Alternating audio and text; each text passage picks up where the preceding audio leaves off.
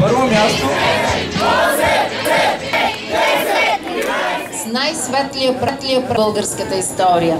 24 май, Деня на българската просвета и култура и на славянската писменост.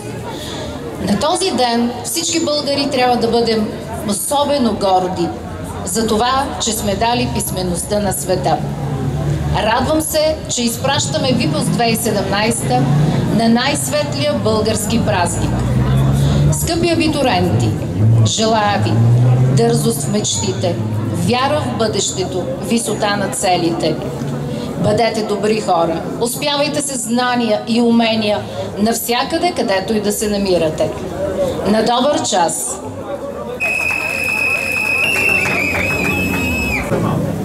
Скъпи съученици и гости, настъпи прощалната вечер на Випуск 2017.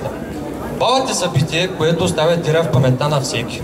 И ако преди 4 години, като деветокласници, плако прекрачихме прага на това училище, днес ние го напускаме като абитуренти. Как ще се развият животът и кариерата ни от тук нататък, не знаем, но усещаме, че тази вечер е специална.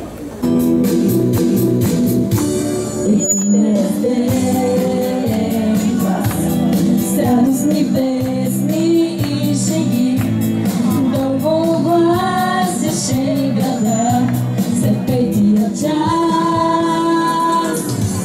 Един неразделен глас, сонни тревоги и мечти, чертаеше своя път и вярвахме всички до един, че ни чакат само празници, че щедро без предел времето пред нас.